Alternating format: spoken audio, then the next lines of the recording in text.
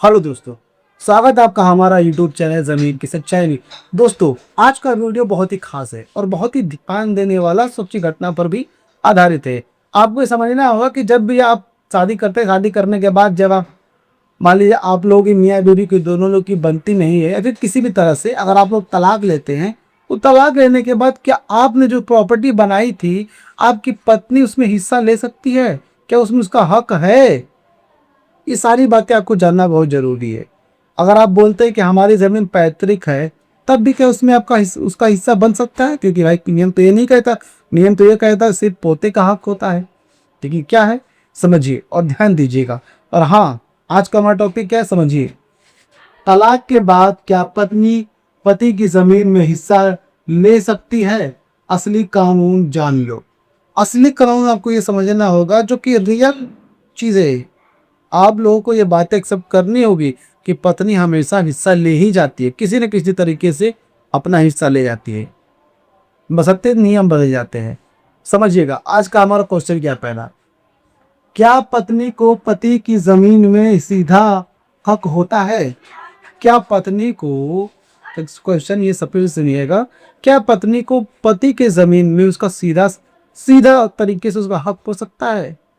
ये बहुत ही पेचीदा मामला है, समझना होगा आपको बहुत ध्यान से, देखिए सुनिएगा भाइयों। सबसे पहले सीधी बात समझ लो, तलाक के बाद पत्नी की पति की जमीन में सीधा हक नहीं मिलता। यानी अगर जमीन आपके नाम है, आकर अगर उसमें हिस्सेदार नहीं बन जाती, खासकर पैतृक जमीन में पत्नी का कोई हिस्सा सीधा नहीं होता। यही कानून और बेसिक कानून है।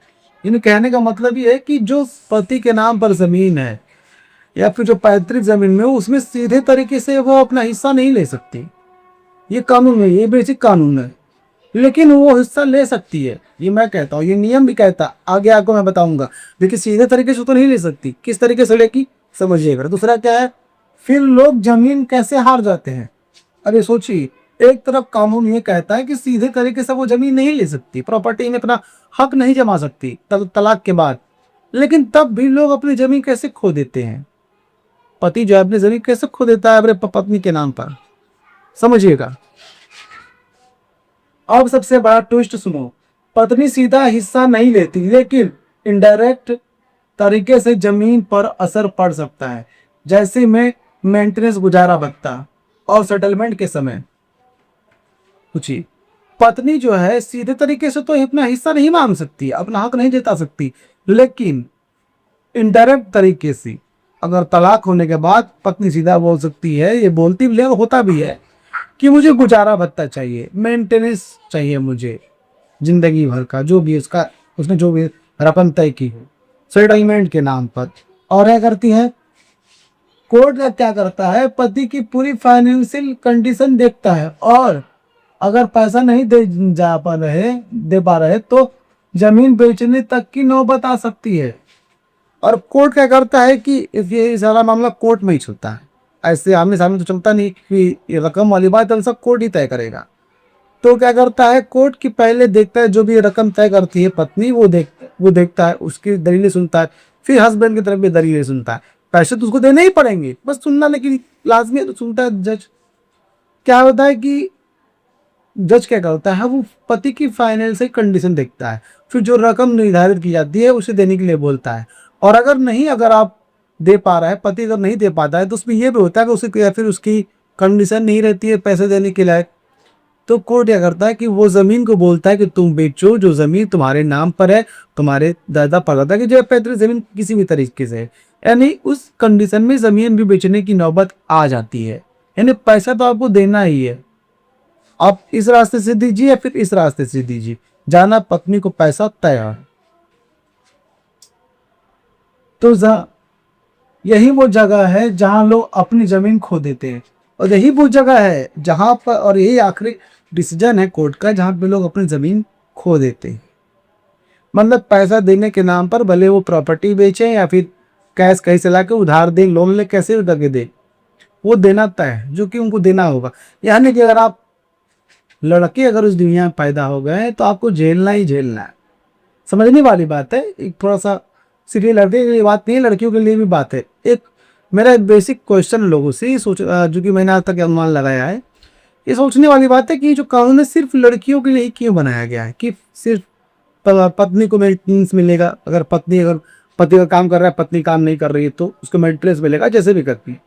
तो क्या ऐसा कानून नहीं बनना चाहिए इस देश में कि अगर पति अगर बेरोजगार है, पत्नी कोई अगर बड़ा अच्छा काम कर रही, छोटा या बड़ा काम कर रही है, तो कल वो तलाक होता है तो पत्नी की जगह पति भी अपना मेंटेनेंस गुजारा भत्ता पत्नी से मांग सके, होना चाहिए। ये मेरा इंडिविजुअल अपना ये मेरी सोच है। आप ही क्या राय है, आप कमेंट में जरूर बताइएगा। और क्या आप मेरी इस कमेंट से, ये जो मैंने बातें बताई है, आपको अपनी फीलिंग्स बताई है, क्या आप उससे सहमत हैं? ये कमेंट में जरूर आप बताइएगा। अगर आप लेडीज हैं तब भी और लड़के हैं तब भी, जो बताइएगा आपको। आगे बढ़ते हैं, क्वेश्चन की तरफ ध्यान दीजिएगा। मेंटेनेंस कैसे जमीन को प्रभावित करता है? अब ध्यान दीजिए दोस्तों, जो गुजारा भत्ता पत्नी तय करती है, मेंटेनेंस जो होता है वो जमीन को कैसे प्रभावित करता है, प्रॉपर्टी को कैसे प्रभावित करता है, ये समझना बहुत जरूरी है। ध्यान दीजिएगा भाई, जो मेंटेनेंस का सीधा मतलब है हर महीने पैसा देना। कोर्ट ये नहीं देखता कि आपके पास कैश है या नहीं, वो आपकी टोटल प्रॉपर्टी भी देखता है। अगर इनकम कम है लेकिन जमीन ज्यादा है तो कोर्ट बोल सकता है जमीन से इनकम निकालो या बेच कर दो। सोचिए, कोर्ट से या फिर पत्नी से ये मतलब नहीं कि आपके पास वो पैसे हैं कि नहीं, हर महीने देना होता है। कई मामलों में क्या होता है कि एक मोटा रकम चूज कर लिया जाता है, यानी कि अगर मान लीजिए कि हर महीने 10,000 20,000 देना है, तो जिंदगी भर के बार ये होता है कि पत्नी बोलती है कि मुझे 50 लाख रुपया दे देना। ये मैं एग्जाम्पल दे रहा हूँ। तो कोर्ट जब ये तय करता है तो कोर्ट ये नहीं देखता कि आपकी फाइनेंशियल कंडीशन क्या है, आप महीने मतलब पैसे कमा रहे हैं कि नहीं कमा रहे हैं। वो ये देखता है कि आपकी प्रॉपर्टी टोटल कितनी है। पूरी प्रॉपर्टी की बेसिस पे वो इनकम वो जो रकम होती है वो तय कर देता है। अब वो उसको उससे ये मतलब नहीं है कोर्ट से, और अब वो ना ही आपकी वो पत्नी जिसने जो कि साथ फेरे लिए थे आपके साथ, जन्म जन्मांतर तक साथ निभाने का जो फेरे लिए थे, उसको भी वो भूल जाती है तलाक के दौरान। वो ये नहीं देखते कि क्या है क्या नहीं है, वो सीधा देखती है कि पति किस पैसे हैं उसके पास, ये नहीं है, वो सीधा देखती है कि प्रॉपर्टी है ये, वो जैसे भी करके वो रकम तय हो जाती है। रकम तय होने के बाद वो आपको देनी है। आप जमीन बेच कर दीजिए, चाहे किसी से लोन लेके दीजिए, चाहे खुद को कहीं बेच दीजिए, या फिर आप कहीं से कैसे भी दीजिए, वो रकम आपको देनी ही पड़ेगी। ये नियम है, सभी लोग ये बात एक्सेप्ट करनी पड़ेगी। यानी कि ये ही वो एक तरफा नियम है जो कि हमेशा लागू होता है मर्द समाज के ऊपर। ये औरतें इससे रिलेट करना चाहिए, औरतों को ये बातें पता चलनी चाहिए। सिर्फ मर्द समाज की जिम्मेदारी नहीं है, तभी जिम्मेदारी है तो जो नियम है वो तो पालन करना ही पड़ेगा। आगे बढ़ते ध्यान दीजिएगा। इसलिए इनडायरेक्ट इफेक्ट बहुत बड़ा होता है। इसीलिए जो सीधा तरीका तो नहीं है पत्नी का लेने का, लेकिन जो इनडायरेक्ट तरीका है जो कि बहुत ही बड़ा इफेक्ट करता है पति की जिंदगी पर, यानी पूरे मर्द समाज के ऊपर ये बहुत ही बड़ा इफेक्ट पड़ता है।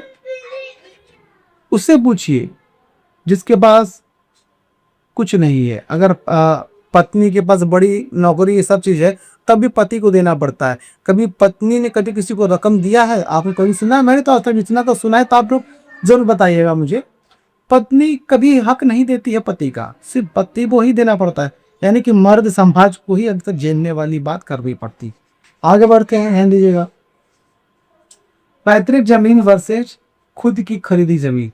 अब ध्यान दीजिएगा, पैतृक जमीन एक होता है जिसमें हिस्सा नहीं, मतलब सीधा हिस्सा नहीं होता है। लेकिन अगर खुद की जमीन है जो पति ने खुद खरीदी, तो उसमें क्या रोल हो सकता है, किस ध्यान दीजिएगा आप लोग। एक और जरूरी फर्क समझ लो, पैतृक जमीन दाहिनी दादा परदादा की, इसमें पत्नी का कोई सीधा हक नहीं है। लेकिन जो जमीन आपने खुद खरीदी है उसमें सेटलमेंट के दौरान इंपैक्ट पड़ सकता है।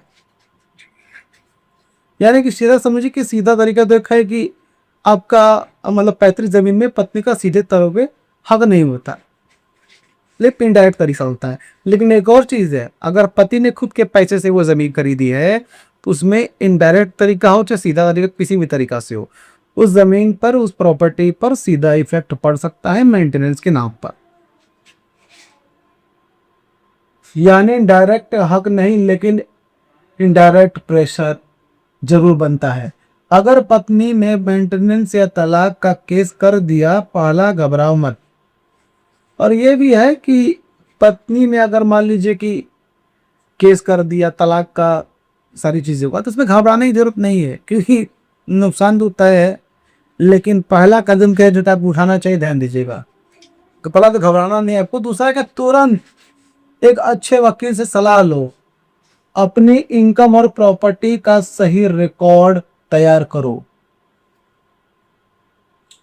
ये सारी चीजें आपको समझना होगा कि भाई कभी घबराइए मत, जो भी तरीका है आपको तो करना होगा ही। आपको घबराना नहीं है ये सारी चीजें। हालांकि सीधे ये समझिए कि हमारे समाज पे दिक्कत है ही। अब पांचवा क्या क्वेश्चन ही क्या कहता है समझिए। अगर पत्नी केस कर दे तो क्या करें। आप पहले समझिएगा कि अगर पत्नी जो है केस कर देती है तलाक के लिए, इसी तरीके के लिए, तो आपको करना क्या चाहिए, कौन से ऐसे तरीके थे क्या आपको थोड़ा सा बचा सकते हैं, ये समझिएगा। आप पहले तो समझ लीजिए कि आप लोगों को घबराने की जरूरत नहीं है। दूसरा क्या, तुरंत अपने वकील से मिलिए, जो अच्छे वकील से मिलिएगा, तो माने जाने वकील से, क्योंकि मजबूत तरीके से लड़ना होगा। और कभी भी वकील से अपनी सलाह लीजिए, परेशानी बताइए, मेरी परेशानी आपकी है। और आपकी जो सोर्स ऑफ इनकम है वो कभी छुपाइए मत आप, क्योंकि अगर आप छुपाएंगे तो फिर दिक्कत आपको ही है। कहा यह तीसरा, अपनी इनकम और प्रॉपर्टी का सही रिकॉर्ड तैयार करो। चौथा, कोर्ट में सच्चाई रखो। आपकी प्रॉपर्टी इनकम की जो भी फाइल है वो सब सही तरीके से रखिए, कभी छुपाइए मतलब। कोर्ट में केस आपको लड़ने के लिए पहुंचिए। याद रखो, गलत जानकारी देना आपको ही फंसा सकता है। और इसमें ये भी है कि आपको कोई गलत जानकारी नहीं देनी, जो है। आपके पास करोड़ों की जायदाद है तो आप करोड़ों को बताइए, फकीरी वाली जायदाद है तो फकीरिया ही बताइए, क्योंकि छुपाइए मत। कोर्ट के सामने अगर आप ये बातें छुपाएंगे तो उल्टा आपके ऊपर ज्यादा प्रेशर पड़ सकता है। ये समझ रहा है, मेंटेनेंस भी देना है और प्रेशर भी झेलना पड़ जाएगा उस वक्त। आइए क्या है समझिए। सबसे बड़ी गलतियां, अब लोग जो कि हमेशा सबसे बड़ी गलतियां कर देते हैं जो कि उनको नहीं करनी चाहिए। ये सबसे समझने वाले मोस्ट इंपॉर्टेंट ये क्वेश्चन है, ध्यान दीजिएगा। लोग ये गलती करते हैं, पहली गलती, सोचते हैं जमीन मेरी है, कोई कुछ नहीं कर सकता। दूसरी गलती, कानून जाने बिना फैसला ले लेते हैं। लोग ये सोचते हैं कि जमीन तो मेरी है, इसमें कोई कुछ नहीं कर पाएगा, भले पत्नी हो चाहे कोर्ट हो। लेकिन गलत बात है, कानून को जानने की जरूरत है सभी लोगों को। हमने तो ये प्रण ले लिया है कि हम आपको जागरूक करके रहेंगे, तो आपको हम जागरूक करके ही रहेंगे। आप क्यों नहीं जागरूक होंगे, आपकी परेशानी हमारी परेशानी। आप हमारी फैमिली में जुड़िए, हमें लाइक कीजिए, चैनल को सब्सक्राइब कीजिए, तभी आप हमारी फैमिली में जुड़ पाइए। हमने जो प्रण लिया है हिंदुस्तान की हर एक जनता को जागरूक करने का, उसमें आप हमारा छोटा सा योगदान आप दे सकते हैं। आते टॉपिक की तरफ। तीसरी, समय पर वकील से सलाह नहीं लेते। चौथी, इनकम छुपाने की कोशिश करते। और ये भी है कि वकील से कोई सलाह नहीं लेते, अपने सही जो मन से वो करने लगते हैं, बोलते जो हो लगा हम देख लेंगे।